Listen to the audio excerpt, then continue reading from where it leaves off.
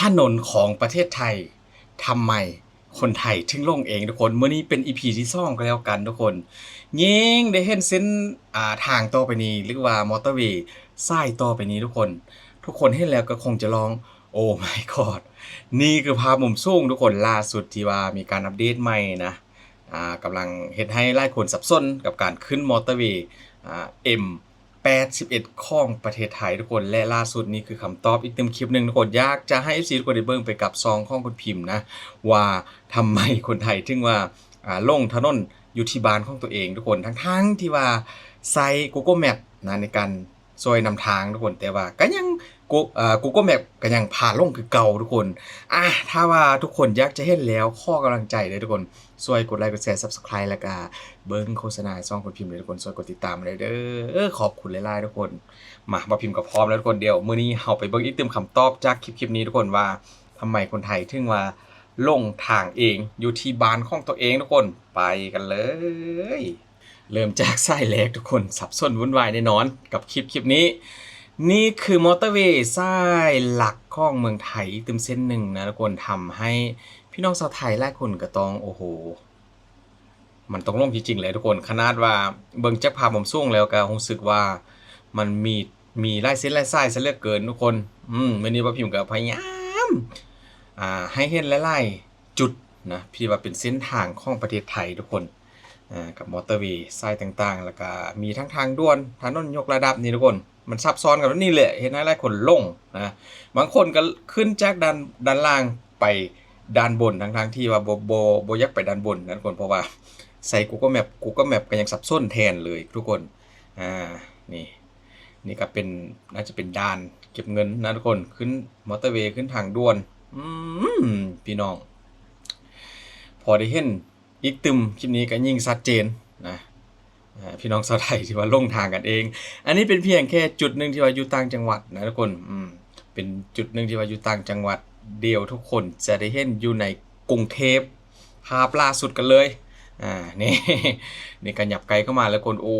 ยไม่กอดพี่น้องเพราะพิมพ์ก็ยอมจริงๆนะทุกคนพอได้เห็นคลิปนี้แล้วก็รู้สึกว่าโอ้โหลงจริงๆเส้นสีเหลืองนี่คือเครื่องหมายอะไรทุกคนนี่อยู่ที่เมืองไทยเป็นแบบนี้นะถนนมีเส้นสีขาวสีเหลืองเยอะแยะไปหมดเลยเข้าทำมาเพื่ออะไรทุกคนแน่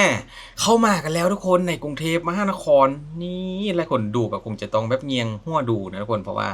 อันนี้คือเส้นถนนอยู่ที่กรุงเทพทุกคน เบิ่งจากรถยนต์ที่ว่าจอดรอเดินทางนะทุกคนเพราะว่ารถมันเยอะซะเหลือเกินรถเยอะสุดๆผู้ใดบ่เคยขึ้นคือบ่พิมพ์ได้ไปเจอคอมเมนต์มาล่าสุดทุกคนโอ้ยเบิ่งเอาทุกคนคลิปนี้เบิ่งเอาเบิ่งกันแบบยาวๆกันเลยบ่พิมพ์ได้เจอคอมเมนต์ล่าสุดจากคลิปที่บ่พิมพ์ทำนะทุกคนคนไทยลงทางเองก็คือว่าเลี้ยวผิดชีวิตเปลี่ยนนั่นแหละเขาบอกว่า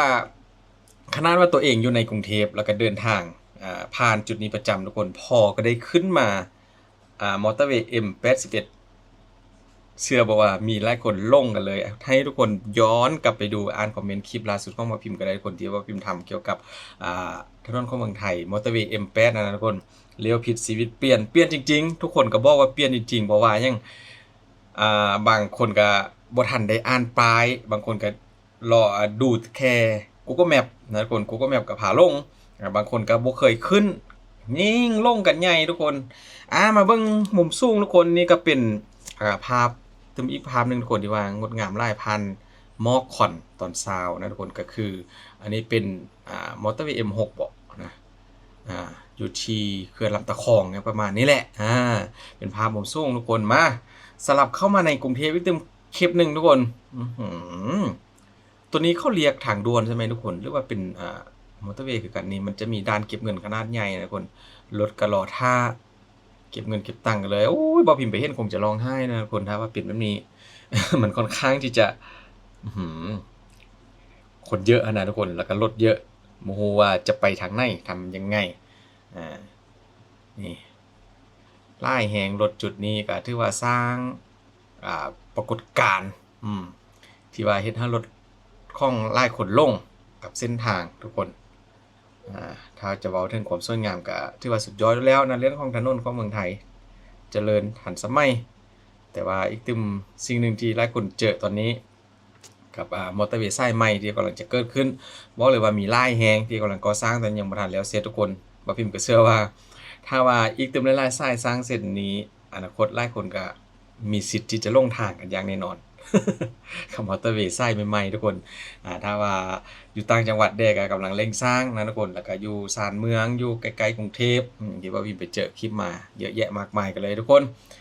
นี่มอเตอร์เวย์ M6 ปอดจุดนี้ยิ่งใหญ่นะทุกคนมีประมาณสัก6เลน4เลน6เลน6ช่องจราจรกันเลยเมื่อกี้โอ้ my god ทุกคนนี่เลยเพิ่งเปิดเขาว่าเปิดเพิ่งเปิดใช้งานนะครับเป็นจุดที่ว่าหลายคนขึ้นไปแล้วลงนี่ทุกคนงงจริงๆนะคนยิ่งดูยิ่งเห็นยิ่งงงว่าพิมพ์ก็ยังบ่ฮู้เลยว่าจุดไหนเป็นอะไรยังไงบ้างยิ่งเห็นคลิปนี้เป็นคลิปล่าสุดที่ไปเจอคลิปมาก็รู้สึกว่าโอ้โหจะได้เอาใจช่วยนะทุกคนผู้ได้ขึ้นไปก็ขอให้เดาให้ทิศทางก็แล้วกันก็คือ FC คอมเมนต์บอกอะไรว่าพยายามอ่านไปบางคนก็บอกว่าพยายามอ่านแล้วแต่ว่ามันก็ยังไปลงอยู่นะบ่ฮู้ว่าลงแบบไหนนะคนแต่ว่าเขาบอกว่าลงทางเองคล้ายๆกับว่าทางกลับบ้านไปทางขั้วเขาอาจจะลงไปทางซ้ายหรือว่าทางกลับบ้านทางซ้ายแล้วลงไปทางขั้วหรือว่าประมาณนี้บอกนะที่ว่าพิมพ์เข้าใจมานี่อันนี้ก็ยังบ่ทันเสร็จสมบูรณ์นะทุกคนด้านล่างก็ยังแบบวางเป้านะนี่กรุงเทพโอ้ยจุดนี้ทุกคนเมื่อกี้กันเลยเมื่อกี้ก็เห็นด้านข้างมันนี่มาเบิ่งด้านบนความยิ่งใหญ่อลังการว้าวประมาณสัก5ทาง5เส้นทางเคียงค้างกันไปนี่ผ่านของน้ำน่องน้ำสวยงามมากทุกคนสวยงามสุดๆนะ